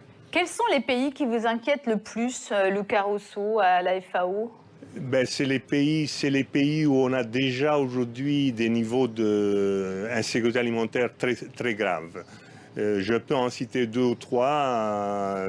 Dans le Moyen-Orient, il y a certainement le Yémen, et il y a la Syrie. En Afrique, on a la Somalie, certainement, la République démocratique du Congo et le Nigeria. Ça, ce sont les pays où vraiment il y a des millions de personnes à risque aujourd'hui. On parle beaucoup de la pénurie annoncée de céréales, on parle beaucoup de la production de céréales qui est en baisse. Vraiment, aujourd'hui, on manque d'ores et déjà de céréales sur le marché? Non, pas encore, dans le sens que dans le monde, aujourd'hui, il y a des stocks suffisants pour tout 2022. Il y a des pays dans lesquels on prévoit une augmentation de la production, voire l'Australie, les États-Unis. Donc la préoccupation, ce n'est pas pour 2022, mais c'est pour 2023. Et une chose que je voudrais ajouter sur ça, c'est qu'il faut regarder pays par pays. Il y a des pays qui dépendent presque entièrement des importations de blé de la Russie. J'ai cité l'Égypte, mais je voudrais aussi citer par exemple la Somalie ou le Yémen. Alors dans ces pays-là, quand 90% de la production dépend de l'importation dépend de ces pays, alors il y a vraiment des grandes préoccupations. Nicolas Bouzou, on l'a vu dans ce reportage, le gouvernement égyptien a bloqué le prix notamment du pain. Est-ce que le blocage des prix, c'est une solution Non, ça n'est malheureusement pas une. Enfin, je pense qu'elle n'est pas bonne. Elle est couramment utilisée dans ce type de période, mais elle n'est pas bonne pour une raison simple. C'est que ces augmentations de prix, elles ont bien une raison fondamentale. Et la raison fondamentale, en effet, c'est qu'on produit moins en Russie et en Ukraine. Quand vous bloquez les prix, vous ne changez absolument rien à cet état de fait. Le fait de bloquer les prix ne fait pas augmenter la production, si vous voulez. Donc, en général, ce que l'on retient, c'est que la bonne politique consiste à laisser les prix libres et à aider, à donner de l'argent aux gens qui en ont le plus besoin. C'est la politique des chèques alimentaires, qui n'est pas parfaite, parce qu'il faut définir qui touche les chèques alimentaires. Tout le monde ne peut pas les toucher, mais c'est une politique qui est moins mauvaise sans doute que la politique de blocage des prix. Ce que je voudrais dire aussi, c'est que cette question de la malnutrition, en fait, c'est vraiment l'une des questions qui doit le plus nous préoccuper aujourd'hui au niveau mondial. Vous savez, le domaine de la malnutrition, c'est l'un de ceux dans lequel on avait fait le plus de progrès ces 20 ou 30 dernières années. C'était vraiment un grand succès de la planète, notamment d'ailleurs grâce au travail de la FAO, et on était même plutôt en avance sur les objectifs. Et là, on voit depuis la crise du Covid que la malnutrition remonte. Donc c'est quelque chose dont on parle peu dans les pays développés. Je vous remercie d'en parler et d'avoir consacré un reportage à ça, parce qu'on en parle assez peu dans les pays développés, alors même que c'est quelque chose qui nous concerne tous. Parce que la malnutrition, elle génère des troubles politiques qui peuvent aussi se retourner contre nous. Donc, y compris quand on raisonne, je dirais, de façon égoïste, dans des pays comme la France, comme les États-Unis, comme la Belgique, la Suisse, aussi. on doit vraiment prendre ce sujet très au sérieux et avoir une vision c'est pas très à la mode, mais avoir une vision multilatérale des choses. Effectivement, Luca Russo, dans de nombreux pays dans le monde, manger une seule fois par jour, c'est devenu la norme finalement. C'est même quelque chose qu'on ne remet pas forcément en cause dans de nombreux pays. Absolument, c'est devenu la norme. Vous avez dit le beau mot. Avant, c'était l'exception. Maintenant, c'est la norme. Et les chiffres ne font que grimper. Et je peux noter, parce que je travaille sur ce thème depuis des années, qu'il y a vraiment une indifférence par rapport à ces questions-là. La Somalie, que c'est un des pays où il y a eu des famines en 2011, des risques de famine en 2017. On vient de sortir les données de la Somalie il y a un mois. C'est des données accablantes par rapport à un risque de famine.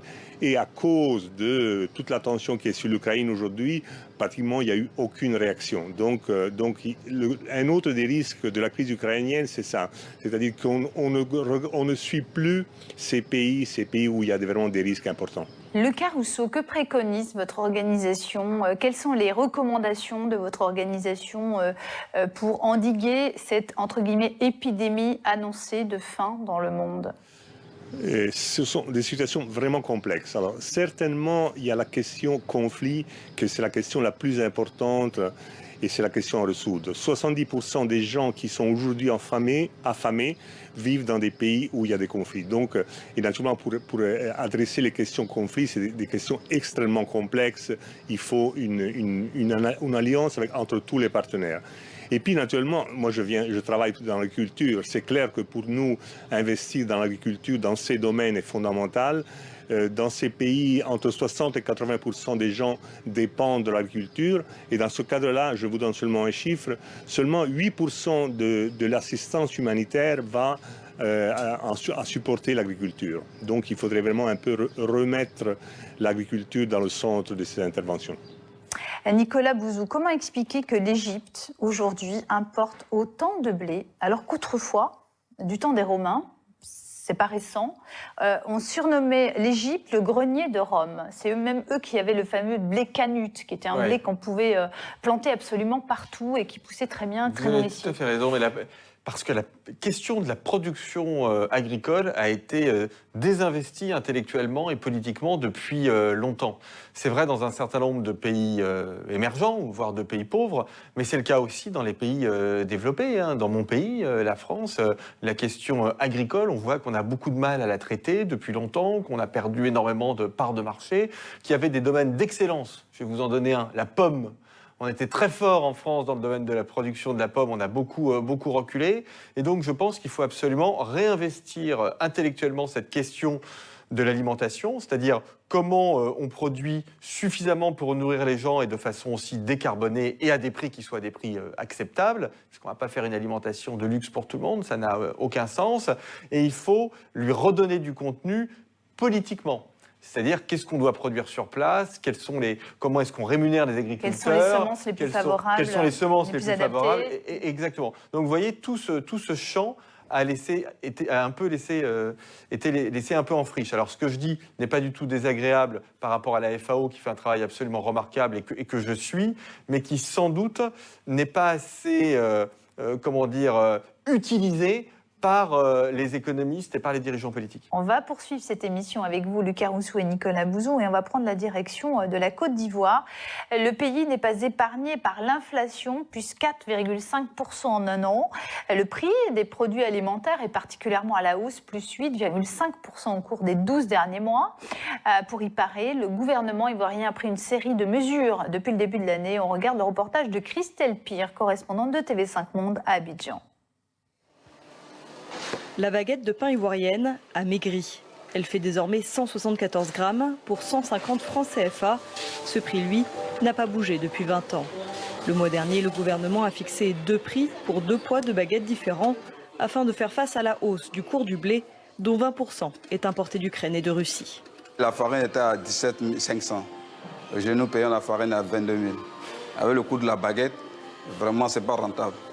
La Côte d'Ivoire subit de plein fouet la hausse mondiale des prix depuis le début de la crise du Covid, avec notamment l'augmentation du coût du fret maritime.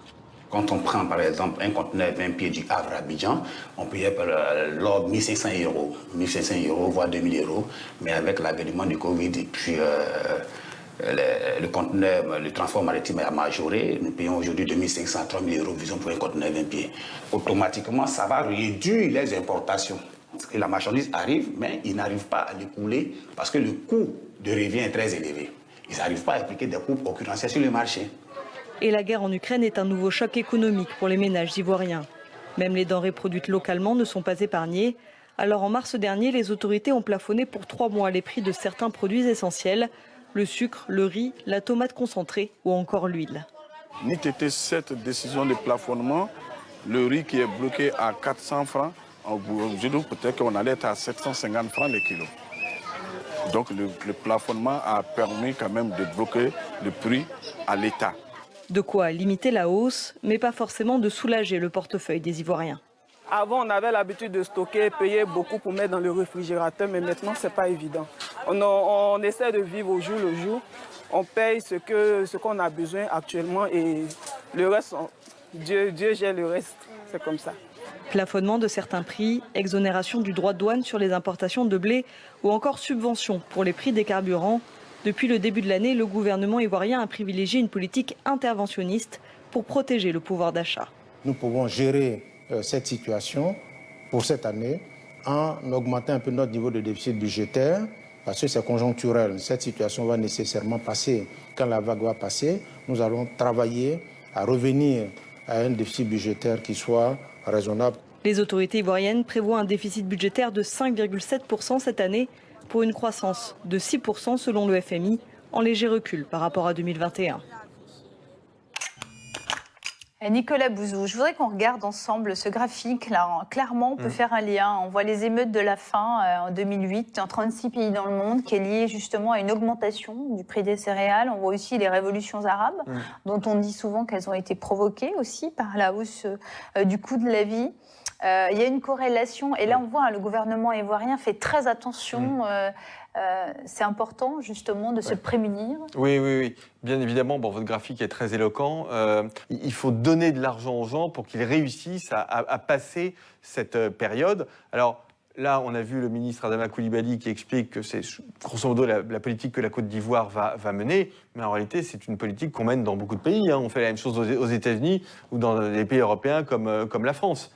Et on a raison de le faire. Si on donne de l'argent avec des chèques, par exemple, on n'a pas tendance à augmenter, à faire que les commerçants augmentent encore les niveaux. Oui, mais vous n'avez pas le choix. C'est-à-dire que le problème, c'est que c'est très difficile. La bonne politique à moyen et long terme, c'est de mettre fin au conflit, comme je le disais, et d'augmenter la production agricole. Ça, c'est la bonne politique. Mais en fait, comprenez bien qu'on ne peut pas le faire du jour au lendemain. C'est une bonne politique, mais elle ne va pas aider les Ivoiriens la semaine prochaine. Donc, on n'a pas d'autre choix que d'aider ceux qui en ont le plus besoin. Vous avez raison, ça peut aboutir à des effets pervers, on n'aide pas forcément les bonnes personnes, on n'est pas sûr que ça arrive aux gens, et puis après, ça peut faire monter les prix. Donc, tout ce que vous dites est vrai. Mais quand vous êtes ministre de l'économie, que vous devez prendre des mesures, il y a un moment où vous devez faire quelque chose. Vous devez y aller. Donc, la difficulté, c'est d'avoir en ligne de mire le long terme, ce que je vous ai dit sur l'augmentation de la production, et en même temps, sur le court terme, il faut prendre des mesures sociales. La pandémie, elle avait déjà creusé les dettes un peu partout, bien sûr. Y compris en Afrique. Oui.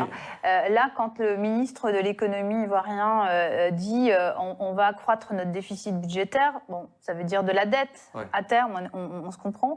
Le fardeau, ça veut dire qu'il pourrait vite devenir insupportable, non ? Oui, il faut faire attention à ça. Partout dans le monde, on a augmenté les dettes publiques, parce qu'il fallait aider les gens, mettre en place des mécanismes de soutien, d'aide.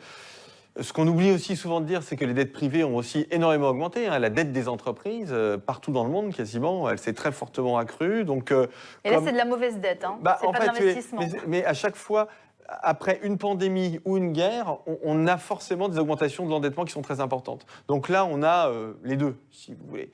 Donc la question, c'est, cette dette, elle est là, comment on la rembourse ? La mauvaise façon de la rembourser, et c'est un peu ce qui est en train de se dessiner, c'est l'inflation. Parce que l'inflation, ça aide à rembourser les dettes, mais ça prend du pouvoir d'achat, ça crée des troubles sociaux. La bonne façon, et c'est là-dessus aussi qu'on doit réfléchir, c'est la croissance économique. Parce que si vous avez beaucoup de croissance économique, du coup, les recettes fiscales, les recettes sociales augmentent toutes seules. Et là, vous pouvez rembourser vos dettes sans grande difficulté, si vous voulez. Donc, c'est ça ce que l'on doit viser. Et là encore, il va assez rapidement falloir, là on est encore dans les crises, mais rapidement, il faudra qu'on ait des réunions coordonnées au niveau multilatéral, G20 par exemple, mais ça peut être plus, pour se dire comment est-ce qu'on peut mener une stratégie de croissance intelligente à l'échelle mondiale qui n'oublie personne, y compris l'Afrique par exemple. Parce qu'on est vraiment tous dans le même bateau dans cette affaire-là. Lucas Rousseau, justement à propos d'Afrique, l'Union africaine se penche sur cette question d'urgence de libération des stocks, notamment pour modérer des pandémies ou modérer en tout cas l'effet de la hausse des prix. Que peut faire l'Union africaine, que doit faire l'Union africaine ? On sait que l'aide alimentaire internationale versée aux pays les plus pauvres a chuté et elle est à son plus bas niveau depuis 5 ans. Oui, nous on fait un suivi de l'assistance humanitaire tous les ans et ça fait 3 ans qu'elle a plafonné. Elle a plafonné face à des crises qui deviennent de plus en plus graves. Donc qu'est-ce que peut faire l'Union africaine ? Certainement encourager les pays à faire des bonnes politiques. C'est-à-dire par exemple la fermeture des frontières, le blocage des exportations peut avoir des effets pervers. Et puis, certainement, je pense que la question des stocks, la libération des stocks peut être une partie d'une solution très, très complexe. Merci Lucas Rousseau d'avoir été avec nous depuis Rome en duplex. Merci à vous. Nicolas Bouzou, une dernière question. Est-ce que vous n'avez pas l'impression quand même que le marché n'arrive plus à se réguler, parce que déjà avant ces guerres, on avait déjà vu des moments un peu compliqués au plan économique.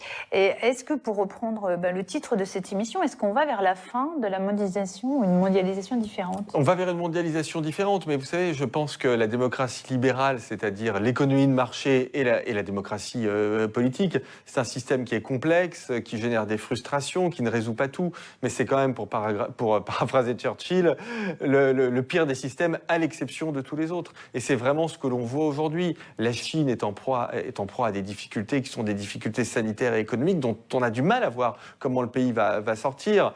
La Russie est un pays qui s'est complètement isolé, qui va connaître une récession de 15 à 20% cette année. Vous voyez ?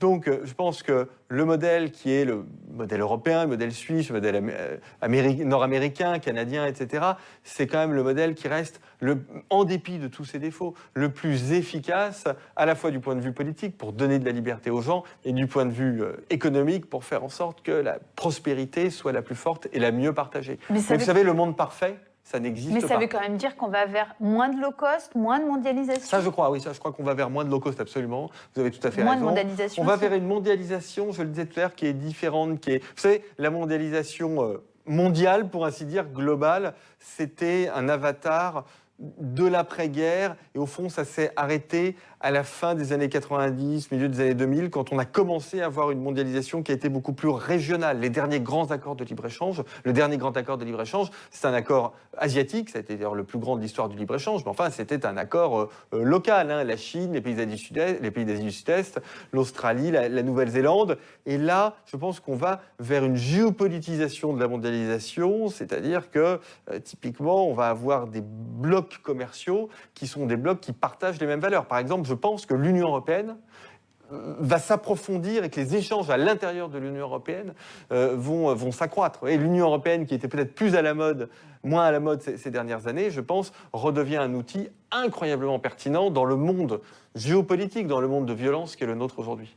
Voilà, merci Nicolas Bouzou de nous avoir accompagnés tout au long de cette émission. Et je rappelle votre ouvrage Pour un libéralisme populaire. Voilà, c'est-à-dire, c'est paru aux éditions L'Observatoire. Merci à vous de nous avoir accompagnés. Voilà, c'est la fin de ce nouveau numéro d'Objectif Monde. Merci aux télévisions partenaires et aux reporters qui ont participé à cette émission. Merci aussi aux médias francophones publics pour leur soutien. Vous pouvez retrouver cette émission sur les réseaux sociaux, le site internet TV5 Monde et sur la plateforme TV5 Monde+. On se quitte en images, morceaux choisis de tous ces reportages, et à très vite pour un nouveau numéro d'Objectif Monde.